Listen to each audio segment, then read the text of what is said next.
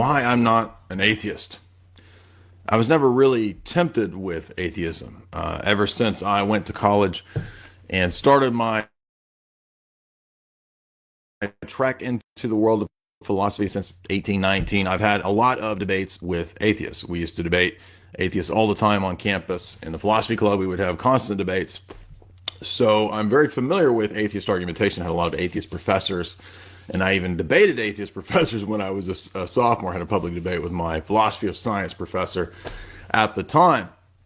So I'm very familiar with various atheist positions. It's a position I've interacted with probably for 20 years now.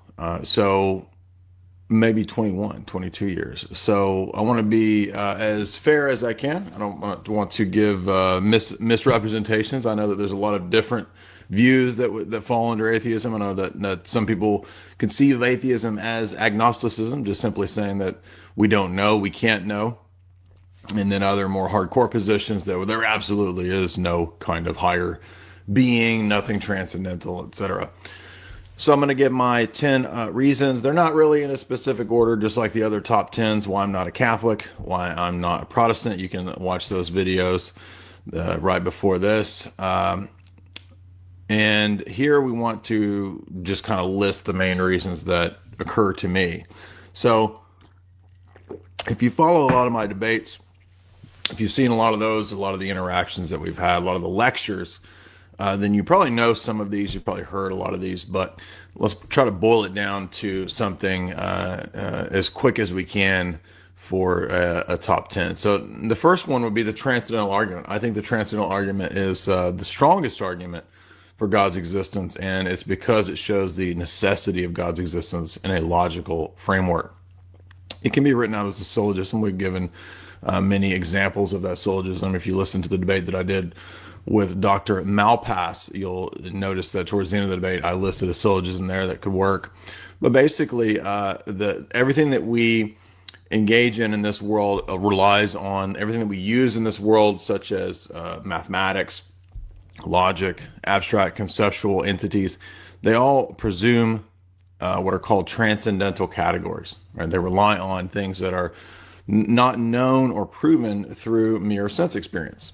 So we could think about things like spatio-temporal relations. So we could think about things like the past. We could think about things like objects having identity over time.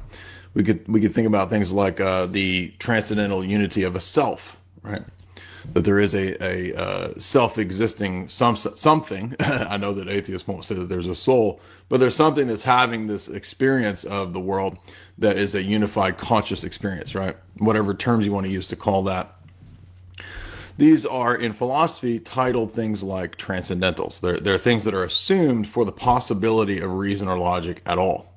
And if you were to deny any one of these, you would actually undercut and negate the possibility of logic or philosophy or reasoning or meaning or knowledge whatsoever. And so that's why they're so strong and so powerful, is that they're necessary for a worldview at all.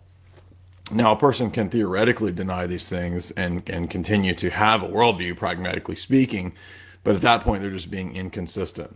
And so when we bundle all of these things together, these transcendental categories that are necessary, again, for cognition, for meaning, for objectivity, et cetera, for consciousness, for knowledge, for ethics, then what we get is a bundle that doesn't stand on its own. How do we justify those things? Do we just say that they are?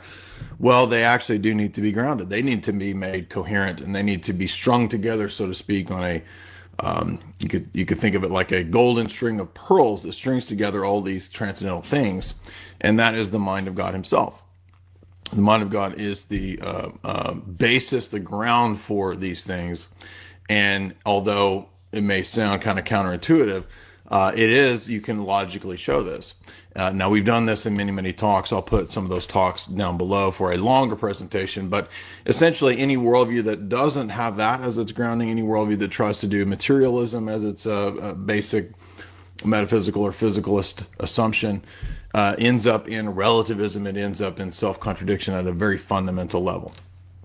So I would say that that the transcendental argument itself is this the first reason that I would believe in God's existence, because it shows that reasoning itself presupposes the Christian God. The second reason that I would not be an atheist is that we utilize all these things like meaning, like logic, like math, and we think about those abstract conceptual things, but there's also other things like love, like beauty, aesthetics, things that relate to the world like telos or causality. Those things in themselves can't be empirically demonstrated. They're actually assumed. And so they're kind of like the transcendental categories that I mentioned before, things like causality and telos would be. And I would argue that you could even include perhaps aesthetics in that category, right? That it's actually impossible to live your life as if the good is purely subjective. And that's what I think is amazing here, is that even such basic philosophical assumptions like whether there's an external world ultimately can't be justified unless you have a world grounded in an external being like the mind of God and not in our own subjective experience. And so essentially, another one of these key assumptions would be that your senses match up to an external world, right? We all kind of assume that in our dialogue, in our discourse, in our daily living. But can we actually empirically verify that claim? No, you can't.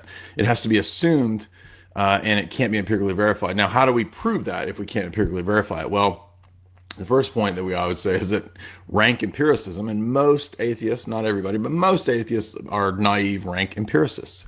They believe that we only know what's true from sense data and from sense experience. The problem with this, of course, is that you cannot prove that proposition, that belief itself, from sense experience, and so therefore it's at a fundamental level, it's very contradictory. So much so that it can't even get off the ground. So I would say if you look at things like, again, beauty relates to form and symmetry.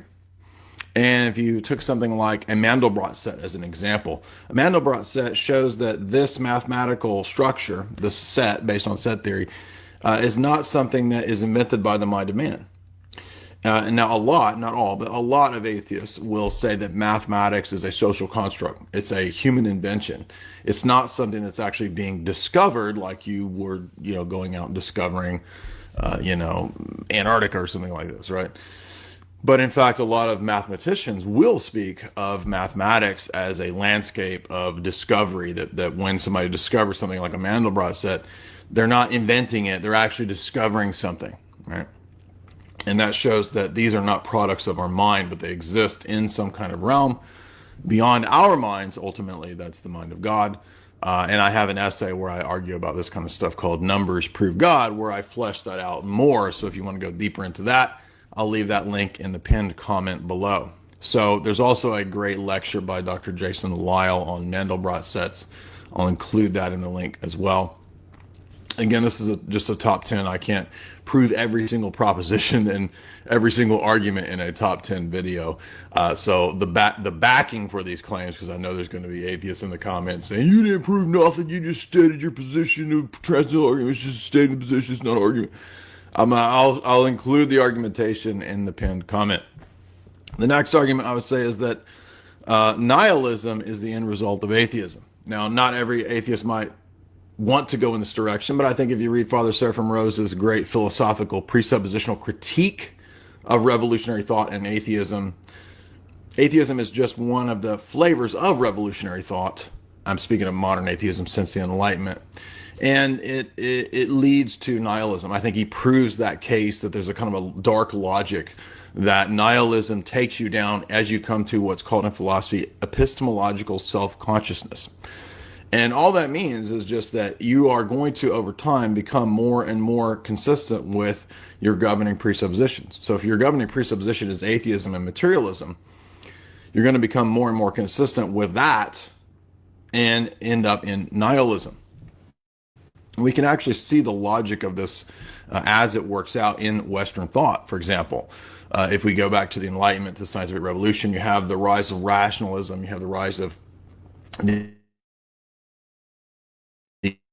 universal Enlightenment ideals, and then within a few centuries, this degenerates into postmodernism, and then into just sort of will to power, Nietzscheanism, and then to just full-on nihilism. And then there have been quite a few nihilist philosophers. Some of the Russian Revolutionaries were openly nihilistic. V.I. Lenin was pretty nihilistic in his philosophy. So there is a real progression to that dark left-hand path, you could say, of being more consistent with one's nihilistic assumptions. And so even though stage one atheism might not be nihilistic, the end result, if you're being consistent, is nihilistic, because there's not really any reason for anything. There's no reason to do X over Y. There's no reason that this is preferable to that. In effect, all actions are perfectly equalized. And if all actions are perfectly equalized, it doesn't matter what happens. It just is. And as Hume said, you can't get an ought from an is. You can't get a standard, an objective, any kind of value judgment from a mere is, right? Something, just the fact that something is the case does not lead to the conclusion that something ought to be, or you should do this, or you ought to do that. That's the domain of ethics. And atheism and materialism cannot provide any objective standard of ethics. Now, you can say things like, well, but you got to be nice to people, you shouldn't harm people, but why? Why? The natural world is full of predator-prey relations. Why not harm people? Why not crush everyone that I want and take my own harem of everyone else's wives and start my own cult and make me the Übermensch, right? Why not? There's no reason why you shouldn't do that. There's no reason for anything. Events just are. And so ultimately, again, the problem here is that on this position, you have a situation where even your own consciousness is just a series of chemical reactions. It's not a real, there's nothing underlying these phenomenal experiences. There's nothing underlying these chemical reactions. There's no actual meaning to them. They just are. And I think that that's severely problematic. The next point I would make is not ultimately a proof of the position as a whole, but as I've gotten older, I think that the proof against atheism, but it's an analysis that I do think is worthy of mentioning. Again, it's not strictly a logical argument against the position, because you could use this argument against a lot of different views. But I've seen this more and more as I've gotten older, especially after many years of 20 years of looking at the world of atheism and watching the new atheists and those guys, 10 years ago or so coming to popularity, is that atheism is really part of a larger social engineering tool. Atheism is not just a bunch of people who are seeking through altruistic reasons to find the truth and to be logical and to be rational and to be scientific. In fact, atheism is promoted by very powerful, wealthy people. Again, not just because of people nobly wanting to see what's true and dispel superstitions, but actually to take society in a larger sense in a certain direction. And if you study the history of revolutionary movements, which I did extensively in college and grad school, you'll learn about worldviews and ideologies being weaponized. I mean, the CIA has done this for many years. I've written 2 books that deal with this very topic. My master's degree was on the way that the CIA utilizes ideologies in specifically in the Cold War. And so when you study that for a long time, you'll notice that ideologies, even things like atheism, can be psychological warfare tools. And I didn't know that as a young guy. Even when I started debating atheists, I had no idea that something like psychological warfare and social engineering could be that sophisticated, and of course it absolutely is. And I would say that when you look at the modern day atheists, a lot of them actually are being propped up by the system, by the establishment, and that's why they all sort of tout the system establishment line. They don't really deviate from anything that's establishment. They're all just kind of establishment mouthpieces. And I think that that's very telling, that if they were really seeking out for altruistic reasons the truth, the noble scientist kind of guy who's willing to risk it all for the truth, if that was really the case, then why do they line up across the board on all of the kind of normie takes on everything, whether it's Tyson, Bill Nye, or Michael Shermer, or whoever? It's all just the same type of normie stuff. And I think that that's very suspicious and suspect. And they're just establishment pop mouthpieces, and that's a big, I think, blow to the validity of these pop atheists who are still sort of out there.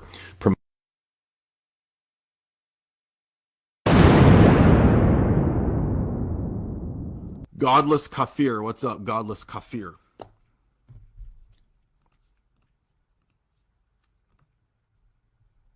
Unmute. Oh, is it my turn? I don't have an argument. I just have like a question. Okay. Or a few questions. I hear a lot of theists. Unmute. Oh, is it my turn? I don't have an argument. I just have like a question. Oh, is it my turn? I don't have an argument. I just have like a question. Okay. Oh, is it my turn? I don't have an argument. I just have like a question. Okay. Or a few questions. I hear a lot of theists, to get out of problems, they like say that God doesn't actually have a mind. Is that your position, or do you think God has a mind and beliefs? No, we believe in the divine mind. Sure. Okay, so I'm an epistemological nihilist. I don't think like anybody can have justified true beliefs. So, including God, like how would God justify his axioms?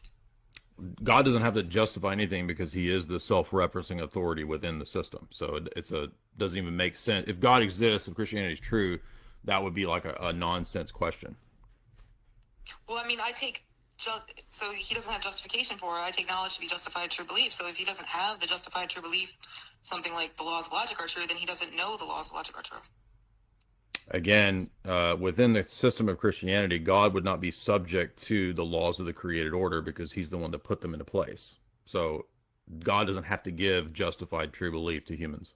He is the justification. So you think God created the laws of logic? Correct. Oh, wow. I've never heard that one before. So there was a time in which they didn't exist? So the logic that's applicable to the created order is a reflection of one of the divine rays. In other words, it tells us something about the divine mind, but it doesn't exhaust it and it doesn't logically define the divine mind. So God is not defined by created logic, even though just like anything else in the created order, right? Like we would say, for example, that human beings are made in the image of God. I can't take principles about me as a creature and list them about how I'm finite and I exist in time and these things make up me as a human being, and then say God has to then submit to that. You got it backwards, and that's what all atheists and all nihilists do. It's a form of idolatry where you have it backwards. Well, I didn't follow everything you said, but I'm sorry. Are you saying God does not have the justified true belief that the laws of logic are true? So again, what we mean by justified true belief will be determined by the system in question. So you're trying to take something from an atheist paradigm and say God has to submit to that. Well, if God exists, he is the ultimate justifier, the ultimate truth, the ultimate basis for our beliefs. So it would be a nonsense question to say God has to give justified true belief. So he does not have. So the answer is yes, he does not have justified true belief. Well, I would qualify that and say that there's an equivocation. When we say that human beings know something, we mean something like a belief held for the right reasons, i.e. a true justified belief. And then we say God knows.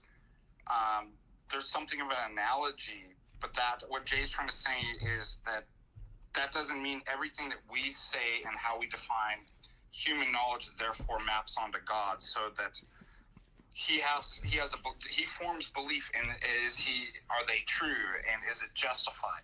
Well, not in the same way that we do. Well, what's the common property with the way we do? It's an analogy. So God's analogies have a common property.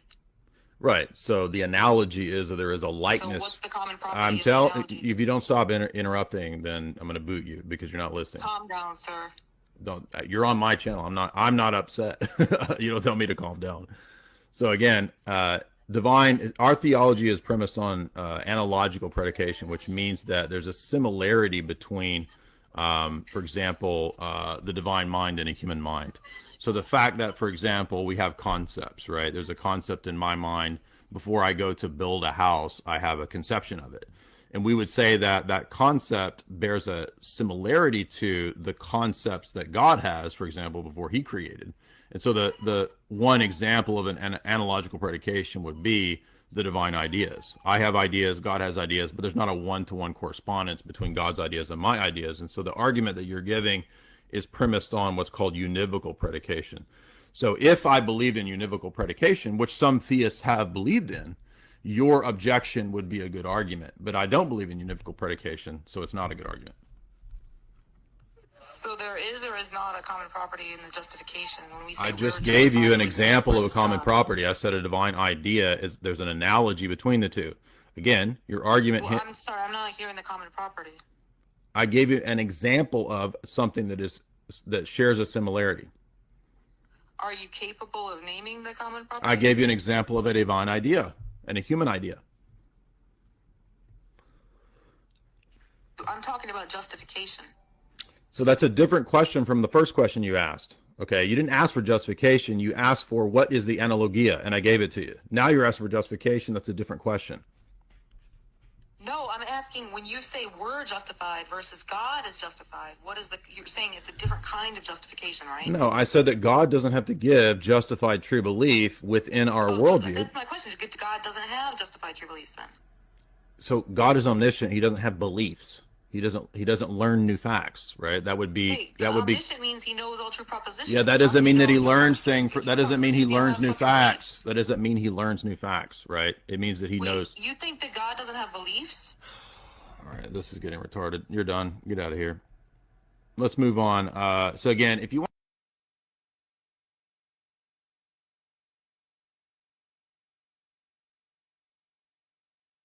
promoting this worldview. So it's a very naive approach, right? It's a naive approach in terms of understanding the world, as if atheism and the atheist thinkers and writers aren't being supported by the system for the purpose of taking society in a direction. And ultimately, you can watch my globalism book series to see what direction they want to go in. And after reading 40 plus books and lecturing on them from the top elite of the last century, you can absolutely see that atheism is a tool for social engineering. We just saw this with the H.G. Wells book that we did, God the Invisible King. The next, I would say, is that pragmatically speaking, atheists always want to appeal to pragmatic arguments. Oh, it doesn't work. Christianity doesn't work. It leads to oppression. It leads to superstition. It's this, that. Do atheist societies actually work? I don't think so. I mean, again, the problem here is that when we use the word work, work assumes that we have some sort of gradation, some sort of benchmark, some sort of value judgment by which we can determine and assess whether things do or do not work, right? So that's, once again, to say that atheist societies work, that's going to be conditioned on your presuppositions themselves. You're going to read what works based on your presuppositions, right? So, for example, if I think that it's good to depopulate, and I killed off most, Georgia Guidestones. Let's say we kill off most of the world, or something like this, down to 500 million. If I believe that that is good, then I think that that works. If I think that that works, I believe it's good, right? So the problem with pragmatism is that it on the one hand assumes a objective standard, while at the same time typically denying objective standards. And that's incoherent. That's a contradiction. That's being illogical. It's a violation of logic. So the point being is that if we want to be pragmatic and we want to say, well, does it work? Well, if you are anti-human, I guess it does work, right? I mean, if you think that it's good to have some sort of entity that enacts mass death or something like this, a communist state, a technocratic state that's going to depopulate on a mass scale, then it does work, right? Now, I know that there could be atheists who say, well, we don't want that. We want, the Charter of Human Rights or something like this. But again, the reason here, the argument I'm making here is that there is no reason to prefer one or the other, right? If you try to say that, well, we should protect the life of XYZ and we should not protect the life of ABC, there's no real objective reason to delineate between why we should or should not, because shoulds and should nots are the domain of ethics. And in this worldview, there's absolutely no coherent basis for objective ethics. Now, I know that there are atheist philosophers who think that they can give a basis for some kind of objective ethics or secular ethics or something like this, but they can't. Because there's no such thing, again, as objective standards. There's no such thing as metaphysics in this position, because most modern atheism, again, maybe you can find a guy here or there, but most modern atheism comes out of the tradition of David Hume, the classic skeptic, the denial of metaphysics and the denial of these sort of absolute, concrete metaphysical principles. And when you do that, you kind of box yourself in, and you're limited in the options of where you can go in terms of things like ethics. And so I would say that atheism actually doesn't work, and it doesn't produce a, quote, healthy society.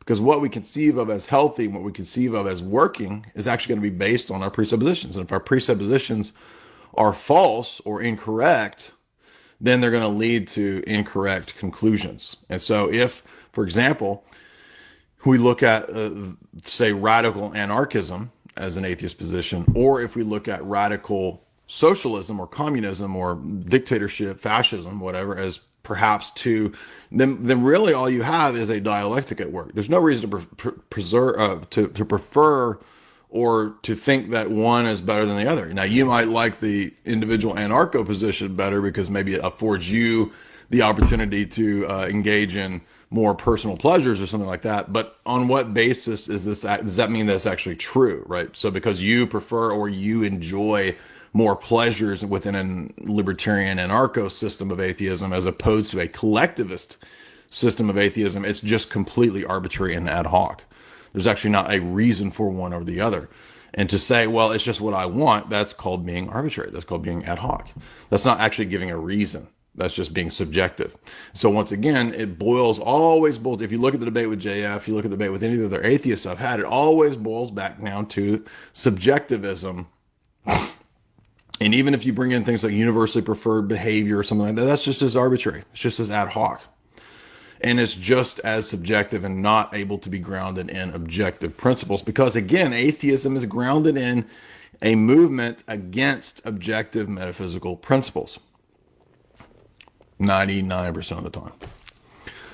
The next argument I would say is that ultimately then atheism is anti-human. Now, again, if you're an atheist, there's a tension in a lot of atheism between, on the one hand, wanting to be, we're secular humanists. We believe in the good of man and man rising up and the power of human reason. And at the same time, man is conceived of as this buffoon, this entity that's a kind of cancer on Mother Earth that, most humans, because they don't have, IQ 150 or above, we got to get rid of all of them. And so there's this dialectical tension between humanism, so-called, and on the other hand, anti-humanism, right? And when you get to the root of the humanist movement, you'll see that most of them, they're not humanists. They want most people to die. I mean, look at the history of the depopulation movement. Look at the Rockefeller Foundation. Look at the communist regimes, all the murder, all this stuff. When you try to instantiate these utopian kind of systems, they lead to disaster because this world is not utopian. And it leads to disaster because atheism itself is a false philosophy. It doesn't work. It actually is not pragmatic, although it claims to be pragmatic. So I would say that when you have a system where there's no image of God, where man's not made in the image of God, then all human rights are worthless and meaningless. There's not really any human rights because you're not damaging, you're not being held to an objective standard because all standards are relative. All right. So atheism is the dehumanization of man, and the global elite actually understand that, and that's why they foster atheism, to demoralize and to brutalize you so that you are then more malleable for the social engineering, right? From soy wars, from video games, from all the replacement stuff that you get from the system to make you feel like you're a male, to give you synthetic masculinity, sports, all this nonsense, right? Those are all your replacement. When he's talking so bad, but it does say in Acts chapter 17, long about verse 33, that God is tendering faith to all. So, dude, check it out. You can't show him the truth, Joe. He refuses. Why didn't he preach that message to them directly? Why is he only preaching to Christians? And you have to cling to the fact that he says to the Christian, yes, you're also human. Yes, you're also fallen in Adam like everyone else, but you are saved. You are washed. You are sanctified. So he tells them of their existence, of their past, where they used to be, what they used to be, which everyone else is currently, and what they are now. Very simple. From an English teacher, I can help you understand how to read English. It's not that difficult. Wow. It's not that difficult. English is not my first language. I It must not be. So I was born under a wandering star, and we all spoke Pig Latin. So okay. it would Well, be. if you would like to, we can pull up 1 Timothy, because 1 Timothy 2 is Let me read this example. Okay. Let me read this to you in my original language. It's Pig Latin. Orphe, ihe, object say, alway, underway, is hey, eat fay. Right? Are you catching on here? This is how it reads in Pig Latin, and you're right. I could learn a lesson from English from you. Yeah, about the use of the word all, and forget the word all. Okay, so tell me about this word subjects. So you're saying that all will not be subjected to him? No, I didn't say that. Paul's not saying that either. Didn't say that. All are human. So this is what you're doing. I understood that. Let me give you this analogy, and I want you to show us. Go ahead, Tim. Even I understood that, Ace. Mm-hmm. You understood what? So you're the oddball out. So when it says, for he subjects all under his feet, it doesn't mean what it says it means? You're the oddball. Right. Get on the same page. Is it true that he subjects all under his feet? We told you what it meant. Go ahead, tell me again. I'm dull. I'm a dull fellow. Believers are already subjected. Okay, that's wonderful. The rebellious and those who reject him and don't submit to him will be subjected under his feet, and they will face God and answer. Wonderful. I love it. That's exactly what I'm talking about. Do you think that's salvation? That's not. No, that's subjection. That's subjection. You will. You're not going to escape. You're not going to run. Mm-hmm. You're going to answer for every little thing you've done. Mm-hmm. If you've resisted and you not submitted. Right. Okay, good. I'm happy. I wanted to see how silly your interpretation is. It's quite silly. Let me show you how. Oh, wait, first, okay, all are human. Let me read it in my and all will be language. saved. Okay, hang on. All right. Let me know when I can give my example. I'm a teacher. Boys and girls, here it is in Pig Latin. Orphe, ihe, object say, alway, underway, is hey, eat fay. Yay! Rock on, Jill. Tell us why God's word doesn't mean shit. Well, can I respond now? Go ahead. You just don't really want to hear my actual argument. So is it my turn to respond now? Oh yeah. Okay. All right. So let me walk you through. Let me walk you through this. Okay. I'm going to hold your hand. All right. But I'm going to walk you through this. You are in a room. You are in a group.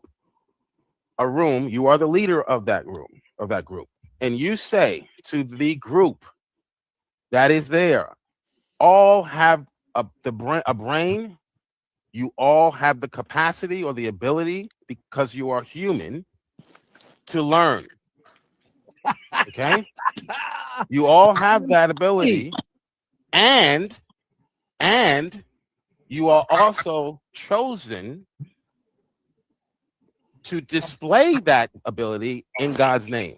Yeah. Okay? What I said about them, the first thing about them, applies to every human being that ever lived.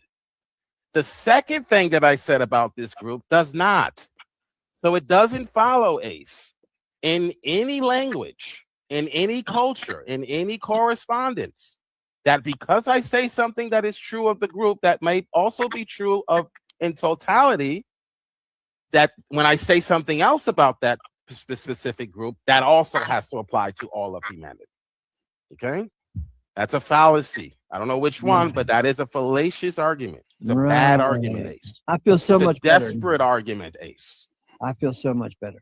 Now tell me, I got another question about this passage. Yeah. What's your response to what I just said? Anyone on the panel have a response to what I just said? I feel so much better. No, okay, let me ask you this question. No, you don't. Is being in subjection under his feet a good thing or a bad thing? It's a bad thing. according. It's a bad thing, huh?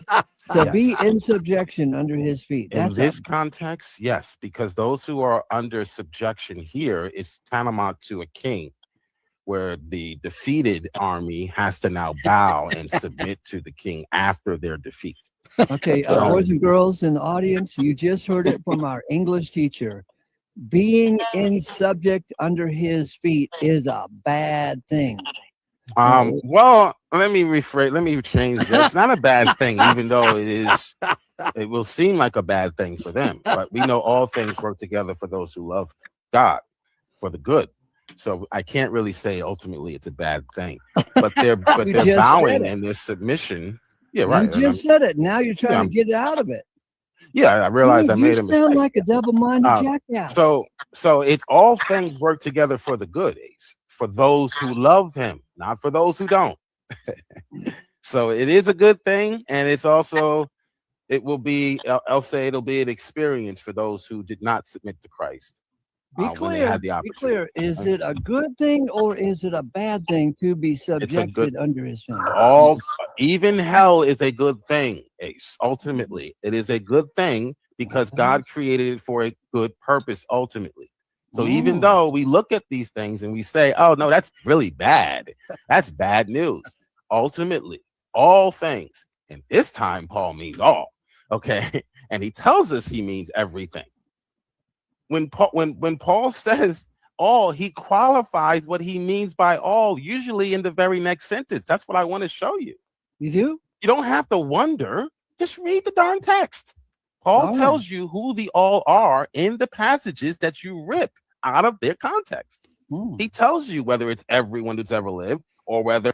Okay, Jill is absolutely right about this because in the very next sentence, he says that this all is everyone who is outside of the Father, right? For he subjects all under his feet. Now, whenever he may be saying all is subject, it's evident that it's outside of the Father who subjects all to him. That's how qualified this all is.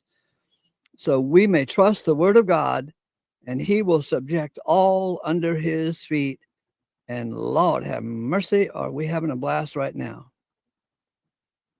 It is more qualitative, representative, boys and girls, in a representative sense. Just so you can see through the blizzard of words here, boys and girls. Jill has just told us that being subjected under his feet could be a good thing, could be a bad thing. We just can't determine. No. It is a good thing. Oh, it's a good thing now. At first, Jill told us it was a bad thing, and now he's telling us it's a good thing. It's a good thing because God is getting the glory. So those who God will condemn, it's a good thing that they are bowing before the Lord. That's a good thing. In submission, that's a very good thing. All right. So can we look at 1 Timothy? Can we look at 1 Timothy? We're stuck here, baby. This is. Oh, you're stuck. Yeah, you're stuck. Yeah, I'm not stuck. You're stuck here. I'm never stuck. That's right, because you are special. I am. All right, now. So I don't know from your blizzard of words whether being subjected under his feet is a good thing or a bad thing, because you won't be clear with me. You have said both. You have said both. We heard you. Yes, yeah, because from the perspective of the unbeliever, from their perspective, so I was speaking from their perspective.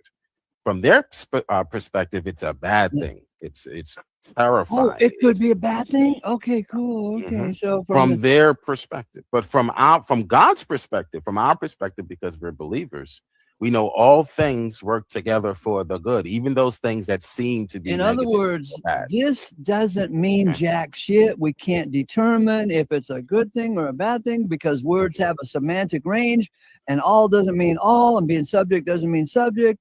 Oh, and under his feet doesn't mean feet. And yeah, we just are very, very dependent on Jill to tell us moment by moment what the hell. In other words, you're reverting back to your mantras because you really don't have a counter argument for what I'm not arguing. I'm asking questions. I'm just asking you. And I already answered you. You answered all things work together. You said that it's. Yeah, I know. And you're trying to harp on the fact, even though I self-corrected, you're trying to harp on that because you have nothing, Ace. I self-corrected. I said all things work together for the good. So from their perspective, Hang on. It's a bad. All right, go ahead, Tim. I said, you just repeat mantras. You haven't really said anything. Is that so? Well, Yeah. We're just circling here. We're wasting time. We are.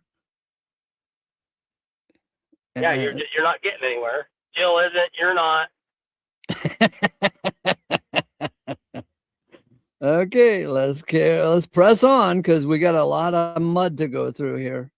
Thing, and they will have gnashing of teeth.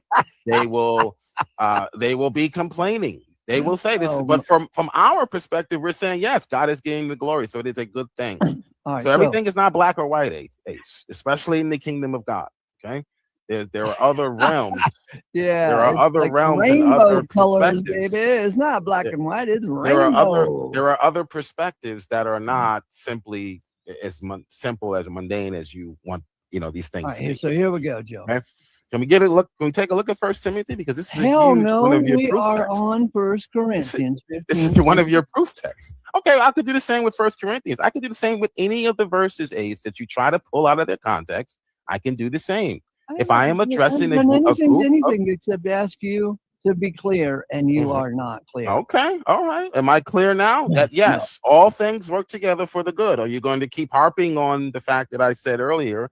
No, but when I was speaking from the perspective of the unbeliever, they're going to be horrified.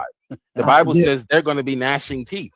So I can't say that's good from their perspective. Okay.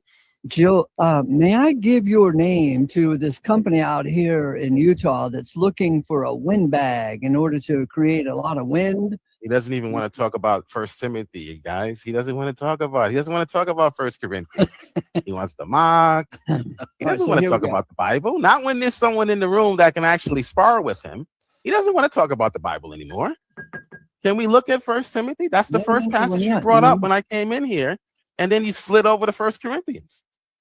Can we look at First Timothy? So the word subject, according to Geo, could be good, it could be bad. So we scroll down just a little bit and we see that the Son of God himself shall be subjected. Now, isn't this something? Jill won't commit to whether or not being subjected to him is a good thing or a bad thing. It may be contextual, maybe both. But the Son will be subjected to the Father, you see. And so I would think, boys and girls, that the Son being subjected to the Father would be a good thing. And thus, all who are subjected to under Christ's feet would also be a good thing. But I can't get any clear idea from Jill as to whether this whole paragraph here. You're done, Ace. You're done. Is a good thing or a bad thing because he is a Mr. Blounder boy. Everyone can see what you're doing. Even your fans can see what you're doing right now. I've already self-corrected. You are mine. I already said all things work together for the good. When I said no, it's not good, I was speaking from their perspective. Because from their perspective, they hate God. So they're not going to want him to see him glorified in their destruction. They're going to be complaining and gnashing your teeth, according to Jesus. Okay, so we would say it's not good, but from the Christian perspective, it is good because God is being glorified. Okay, so can we move on to looking at First Timothy now? No. We're not. No. I'm going to keep harping on this because this is all I have to cling to. You're hanging on a string you're straining at a gnat, Ace. Can we move on to some meat? Nope. No. He wants to warm his milk up. Now and add a little bit of sugar because that's really all you have. Hang on a second. Joe misspoke. He said something that was sub-biblical. And I'm just going to even though he corrected himself, I'm just going to keep harping on that because that's really all you have. Ace. All things work together for those who love, for the good, for those who love him. So are you subjected under his feet, Jill? In the sense Paul is teaching here, no. I am called out. Lord have mercy, aren't we having fun now? Yeah, Jill we are having fun. Not subjected. I am called out. Lord the have ecclesia. Mercy, this is so great. Oh my goodness, boys and girls, I have to interrupt myself here. I got a little housekeeping to do, and it'll take me about 5 or 10 minutes, maybe less.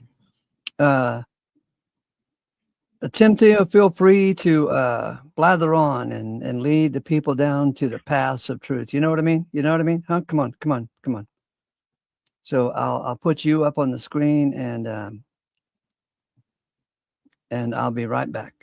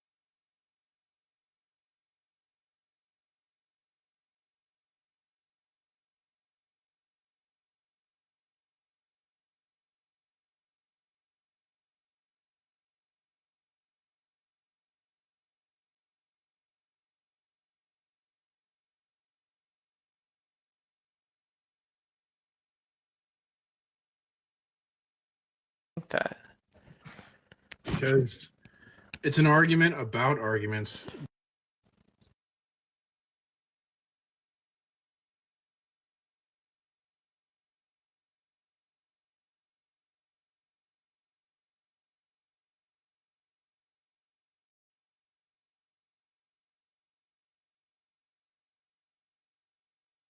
What up, Precept Mars?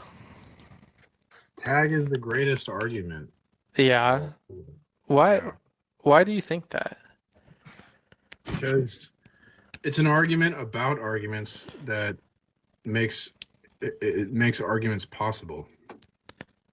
It's an argument about arguments that make arguments possible. Okay, isn't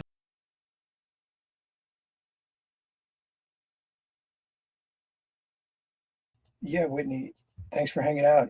Thanks for bringing up that little piece of footage too. I probably wouldn't have played it unless you had brought it up. It was a good little snippet. Thanks. Appreciate the compliment on that. Oh, what's up, Govan? Govan, I've seen you coming around here. Are you trying to learn more about challenging assumptions and presuppositions? What's your position, if you wouldn't mind giving some info? If not, it's I understand. I was just curious because I've seen you coming around here often. But Whitney,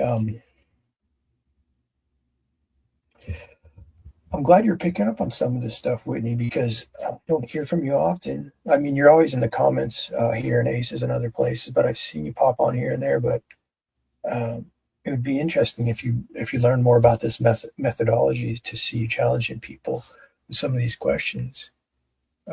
I guess even if you just look at it just from a perspective of a female, I've never really heard a female get into the presuppositional method. So we'll see what happens. But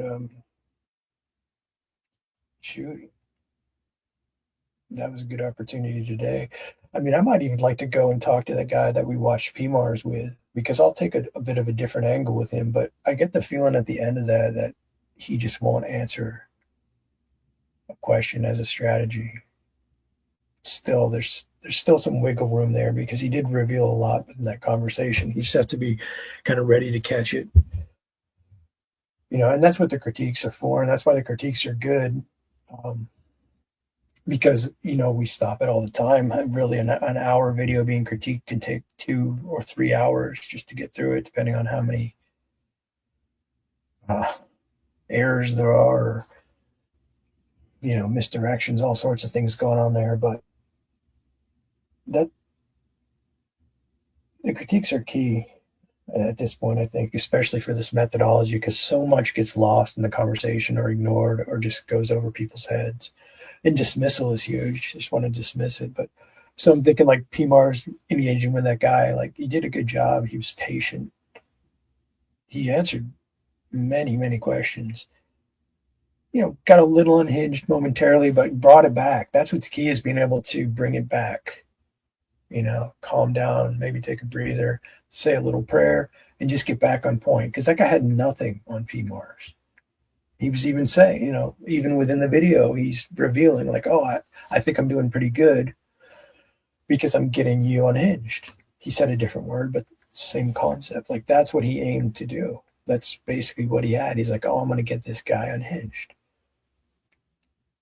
But I was thinking, if PMARS goes in there, I know what it's like to get in conversations. Like, even when you do a good job and you're dealing with someone in bad faith, or he's just out to ridicule you, it feels kind of crappy afterwards. Like, you feel just kind of like, at least I do a lot of times. Like, you just wasted time, or, you just got trashed on by some stranger who's not listening to you, pretending to listen to you, whatever it may be. But then to take it to some people that understand and critique it, well, that can make it worth it, I think. At least I hope, and we're learning from each other, like P. Mars and Peter and I, right? In doing that, like sharpening each other's ideas. Like, we have a lot of the same ideas, but it's something about saying it a different way, perceiving it slightly differently, strengthens it, because we can all learn from each other. And people say like, oh, the presuppositional method, it's just, it's so simple. It's just been laid out. It's been done. There's nothing new. Well, in a sense, that's true. And interestingly enough, that's the way truth works. It doesn't change, and it is simple. It's just convoluted, clouded by deceptions.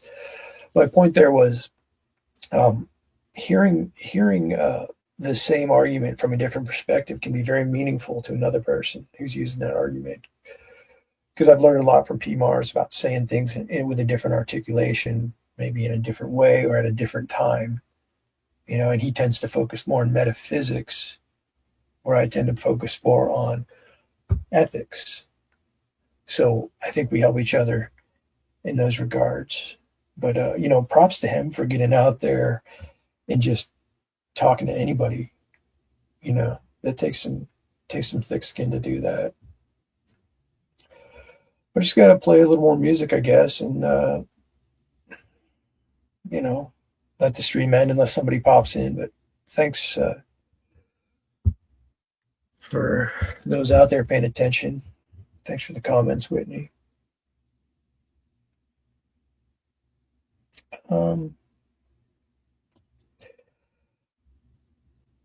Very reform, poetry, and audacity. Some passages. I guess that means that you're just. I'm trying to read between the lines there that you're not a believer, but you appreciate some of the scriptures. I don't know. It's fine.